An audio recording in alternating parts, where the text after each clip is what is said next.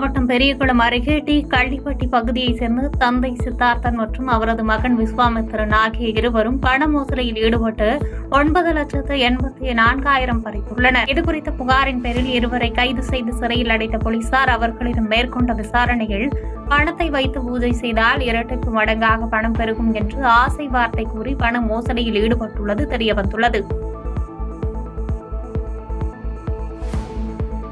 தேனி மாவட்டம் கம்பத்தில் இருந்து தனியார் பேருந்தில் கஞ்சா வாங்கிக் கொண்டு கம்பம்மெட்டு வழியாக கடத்தி வந்த குமுடியை சேர்ந்த 18 வயது நிரம்பிய 2 இளைஞர்களை பறக்கும் படையினர் கைது செய்து தொடுபுழா சிறையில் அடைத்தனர். புகாரின் பேரில் சம்பந்தப்பட்ட தனியார் பேருந்தை மடக்கி பிடித்து சோதனை செய்த போலீசார் 60,000 மதிப்புள்ள 2 கிலோ கஞ்சாவை பறிமுதல் செய்தனர்.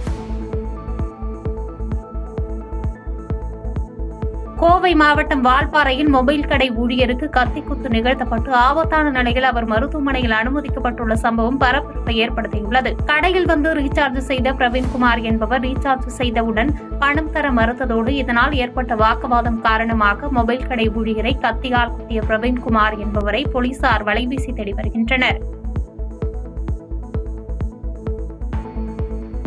கோவை மாவட்டம் சூலூர் வட்டத்தில் மத்திய அரசின் கிராமப்புற வளர்ச்சி திட்டங்கள் குறித்து மத்திய நாடாளுமன்ற அமைச்சரவை அதிகாரிகள் மற்றும் பயிற்சி அலுவலர்கள் குழுவினர் ஆய்வு மேற்கொண்டனர். பின்னர் செய்தியாளர்களிடம் பேசிய நாடாளுமன்ற செயலக பயிற்சி மையத்தின் இணை இயக்குநர் நமிதா மாலிக், கிராமப்புற வளர்ச்சிக்காக மத்திய அரசு வழங்கும் நிதிகள் மூலம் பல்வேறு திட்டங்கள் செயல்படுத்தப்பட்டு வருவதாக தெரிவித்தார்.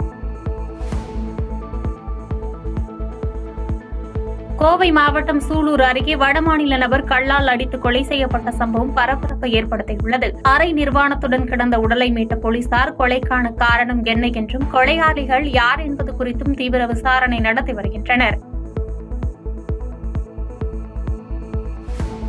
கிருஷ்ணகிரி மாவட்டம் ஒசூர் அருகே நாகொண்டு பள்ளியில் வீட்டின் அருகே விளையாடிக் கொண்டிருந்த 3 வயது குழந்தையை திருநாய் கடுத்து குதறிய சம்பவம் பரபரப்பை ஏற்படுத்தியுள்ளது. பலத்த காயங்களுடன் குழந்தை சிகிச்சைக்காக அரசு மருத்துவமனையில் அனுமதிக்கப்பட்டுள்ள நிலையில் திருநாய்களை கட்டுப்படுத்த நடவடிக்கை எடுக்க கோரிக்கை எழுந்துள்ளது. மயிலாடுதுறை மாயூரநாதர் திருக்கோவிலில் வைகாசி விசாக பெருவிழாவை முன்னிட்டு சுவாமி அம்பாள் முன்னிலையில் ஸ்ரீ சுப்பிரமணிய சுவாமி தெய்வானை திருக்கல்யாண உற்சவம் வெகு விமர்சையாக நடைபெற்றது. இந்நிகழ்வில் திருவாவடுதுறை ஆதீனம் உள்ளிட்ட திரளான பக்தர்கள் பங்கேற்று சுவாமி தரிசனம் செய்தனர்.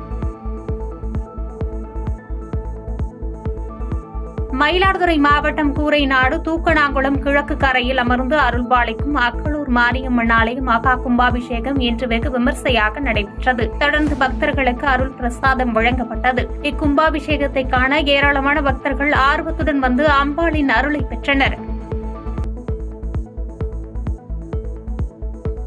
கடலூர் மாவட்டத்தில் நடப்பாண்டு குறுவை சாகுபடிக்காக மாவட்டம் முழுவதும் 70,000 ஹெக்டேர் பரப்பளவில் விவசாயிகள் நெற்பயிர்களை பயிரிட்டுள்ள நிலையில் தற்போது நெற்பயிர்களை மஞ்சள் நோய் தாக்கி வருவது விவசாயிகளிடையே பெரும் சோகத்தை ஏற்படுத்தியுள்ளது.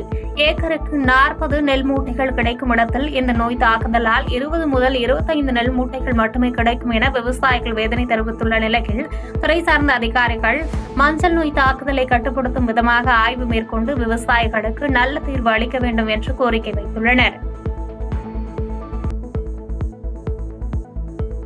கோவை மாவட்டம் சூலூர் அருகே உள்ள நொய்யல் ஆற்றை ஒட்டியுள்ள குளங்களில் கழிவுநீர் தேக்கி வைக்கப்பட்டுள்ளதாகவும் இதனால் நிலத்தடி நீர் மாசுபட்டு விவசாயிகளின் வாழ்வாதாரம் பாதிக்கப்பட்டுள்ளதாக விவசாயிகள் வேதனை தெரிவித்துள்ளனர். மேலும் துறை சார்ந்த அதிகாரிகள் குளங்களை தூர்வார முன்வரவில்லை என்று வேதனை தெரிவிக்கும் விவசாயிகள் தங்களது வாழ்வாதாரத்திற்காக தாமாக முன்வந்து குளங்களை தூர்வார தயாராக இருப்பதாக தெரிவித்துள்ளனர். குளத்துக்கெல்லாம் வந்து எங்க கண்டுகளை விட்டுருங்க, நாங்களே குளத்தை வந்து தண்ணியை வடிச்சிட்டு தூர்வாரி மழைக்காலங்களில் தண்ணி எடுத்து நாங்களே உபயோகப்படுத்துகிறோம். விவசாயிகள் பொதுமக்களுக்கு எல்லாத்துக்குமே அதுக்கு நாங்கள் என்னக்கா பல முறை இந்த மாதிரி ஒரு பேட்டி கொடுத்தாச்சு, எல்லா இதுலேயும் மனு கொடுத்தாச்சு. இன்றைக்கு வரைக்கும் எங்களுக்கு ஒரு தீர்வே எங்களுக்கு வரல அப்படிங்கிறத சங்கத்து மூலியமாக கேட்டுக்கொள்ளும்.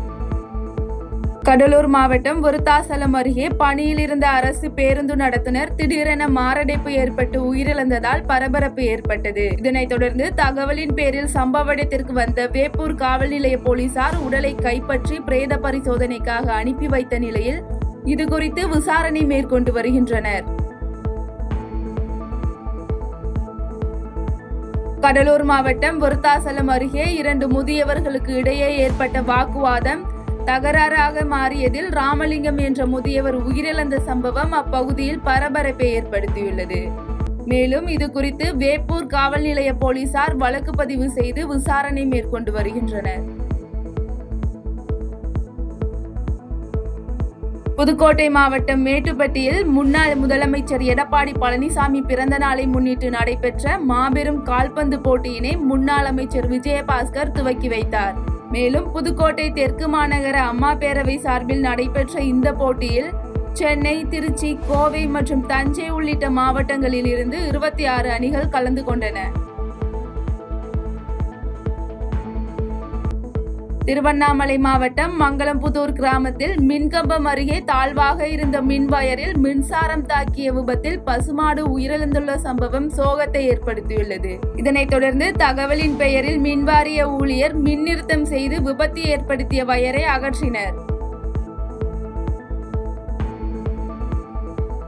திருவாரூரில் இருசக்கர வாகனம் மூலம் 40,000 ரூபாய் மதிப்புள்ள வெளிமாநில மதுபாட்டில்களை கடத்திய மதியழகன் மற்றும் பாலமுருகன் ஆகியோரை பேரளம் போலீசார் கைது செய்துள்ளனர். இதனையடுத்து குற்றவாளிகளிடமிருந்து மதுபாட்டில்கள் மற்றும் இருசக்கர வாகனத்தை பறிமுதல் செய்த போலீசார் வெளிமாநில மதுபாட்டில்கள் கடத்தல் மற்றும் விற்பனை போன்ற செயல்களில் ஈடுபடுபவர்கள் மீது குண்டர் தடுப்பு சட்டத்தின் கீழ் கடுமையான நடவடிக்கை எடுக்கப்படும் என எச்சரிக்கை விடுத்துள்ளனர். செய்திகளை உடனுக்குடன் தெரிந்து கொள்ள கீழ்கண்ட கேபிள் மற்றும் டிடிஎச் நெட்வொர்க்குகளில் எம்நாடு செய்தி தொலைக்காட்சியை காணுங்கள். பாதகம் செய்பவரை கண்டால் நாம் பயம் கொள்ளலாகாது பாப்பா. மோதி மிதித்து விடு பாப்பா, அவர் முகத்தில் உமிழ்ந்து விடு பாப்பா. அண்மை செய்திகளை உடனுக்குடன் தெரிந்து கொள்ள இணைந்திருங்கள் எம்நாடு தொலைக்காட்சியுடன்.